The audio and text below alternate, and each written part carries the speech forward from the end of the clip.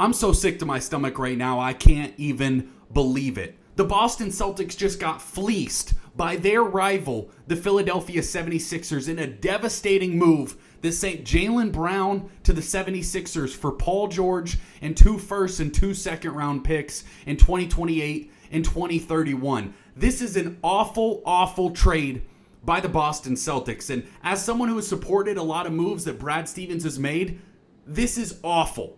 And it totally changes my opinion of how he's building this basketball team. We saw a terrible move last year when they traded Anthony Simons, who was playing really good for Nikola Vucevic, who couldn't even see the floor. But this one is so much worse because Jaylen Brown is 29 years old, 6th in MVP voting last year, 5-time All-Star, 2-time All-NBA, and won the Finals MVP a couple years ago when the Celtics won the championship. Brad Stevens so badly miscalculated the market for Jaylen Brown and the way that Jaylen Brown would react to the fact that they were trying to trade him for Giannis Antetokounmpo. And that miscalculation is going to cost the Boston Celtics dearly over the next few seasons. This team is not good enough to compete in the Eastern Conference anymore, not even close. Paul George is 36 years old and was widely considered one of the worst contracts in the NBA, an anchor holding back the Sixers from what they would be able to accomplish with their young players, Tyrese Maxey, VJ Edgecombe, and obviously Embiid is a huge injury risk, but you have that core, and that Paul George contract was really holding them back in a lot of ways. The fact that they were able to trade that contract, the fact that Paul George is making $54 million this year, and he has a player option for next season for $56 million. A player that this year played 37 games, averaged 17 points, 5 rebounds, and 3 assists. 37 games. The Celtics just traded one of their best players, one of the best players of the NBA for Paul George. 2 years ago, Paul George played 41 games, averaging 16 points and 5 rebounds. It is not an understatement to say that the Paul George era in Philadelphia was a devastating failure so far. But the fact that they just were able to trade him to the Celtics for Jaylen Brown completely turns that around. And in a second, I'll talk about the Sixers lineup because they're actually in a decent spot now. But Brad Stevens openly was shopping Jaylen Brown for Giannis Antetokounmpo. It was being reported from every major media source. And after that trade fell through, you knew Jaylen Brown, after having been, in trade rumors for years, led you to a championship, 6th in MVP last year with Jayson Tatum off the floor. You knew Jaylen Brown was not going to take that news well. And so Brad Stevens then goes to openly shopping him, and we hear reports over and over again that the trade market for Jaylen Brown was not very good. Well, then put your big boy pants on as a general manager, as an ownership group in the Boston Celtics, and sit down and talk to Jaylen Brown man to man. You were paying this man $60 million a year to play basketball for you. Sit down and make up. This is not this happens in sports all the time. That in trade negotiations or contract negotiations, the two sides do not see eye to eye, and there's conflict there. But you know what happens most of the time is they sit down like grown men and resolve their issues. The Boston Celtics clearly had no interest in that. The trade market must have not been very good, and the Celtics were desperate to trade Jaylen Brown, and I cannot comprehend why they would do this. You could at least... You're telling me this is the best offer that was on the table? There's so many teams. There were so many trade rumors that were out there. Pelicans for like a Trey Murphy type. Trey Murphy picks other players. Portland has some young players, young assets picks. Drew Holiday, Denver, Jamal Murray.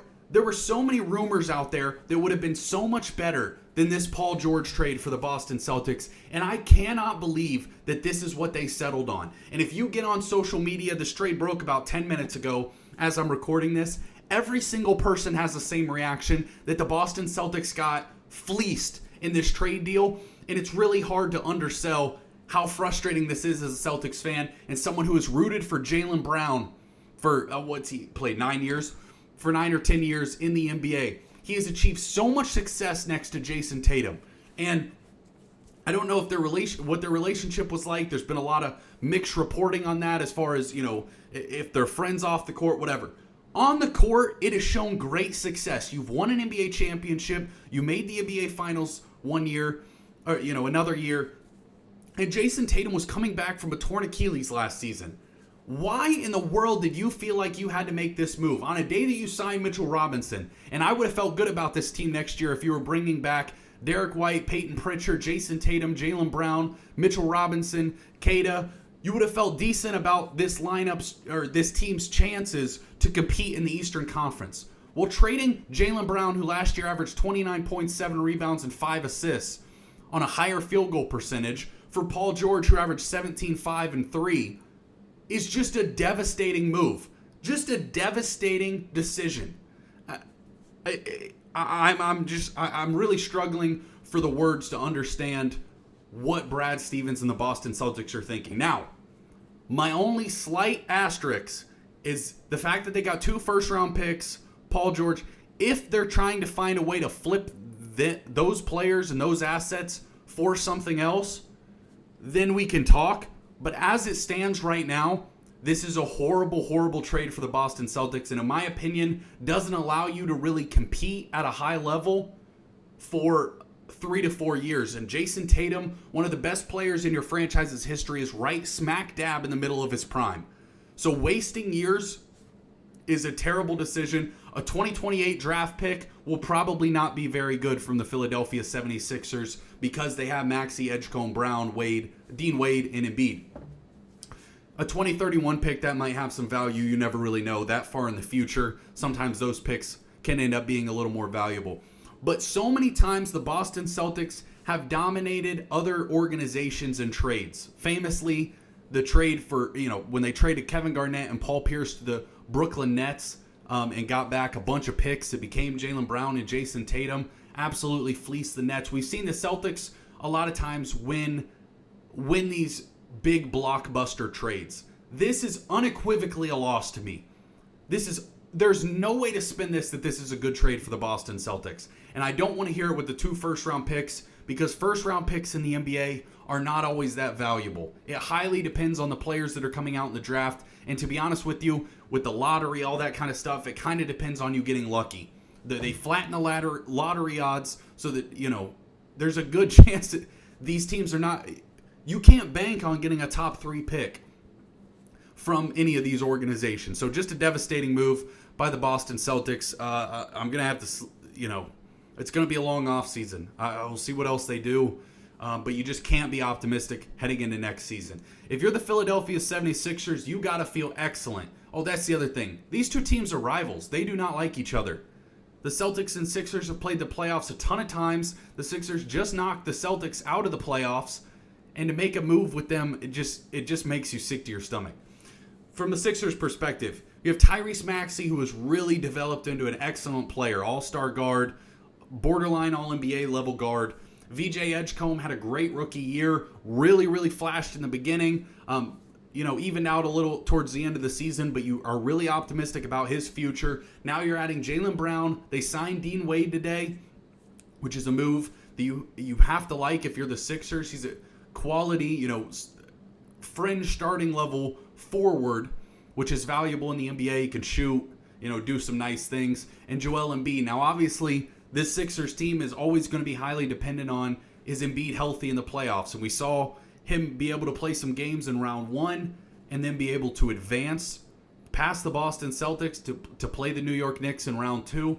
But we saw him deal with injuries big time, in round 2 and at other times throughout the season. So if you're the Sixers, making this move for Jaylen Brown allows you to get off a bad contract in Paul George, allows you to compete right now with the contract you have with Joel Embiid, while also setting yourself up for a decent spot for the future, because Jaylen Brown is still only 29 years old, and you'd imagine he has 5, 6, 7 years of good basketball left in him, especially he's a guy that takes good care of his body, hasn't dealt with a ton of injury issues in his career. So the Celtics, it's just hard. It's just hard to be a Celtics fan right now. It's hard to understand the direction of this organization. Last year, they got off of, a lot of their older players, Porzingis, Drew Holiday, Al Horford. They got off, a lot of players like that. And this year, you felt like maybe we're going to retool and really compete in the Eastern Conference and bring in a guy, Mitchell Robinson. I like that move earlier today. But then they go and do something like this, and it's going to be a long season. I just don't. The team will probably make the playoffs, but it's no real threat in the Eastern Conference. The Sixers, you're absolutely alive if Embiid can be healthy for your playoff run. It really is going to keep coming down to that. You hate to say it, and it's not really great analysis, but it's just the truth. It's how is his health when the playoffs arise, and can he give you 4 straight healthy series? That's all we got for you right now. I'm sure I'll give more thoughts on this Celtics move as we go on in the offseason. If you love the NBA, make sure you take a second to subscribe to the channel. We're about to hit 1,500 subscribers. Appreciate y'all watching. Cyborg out.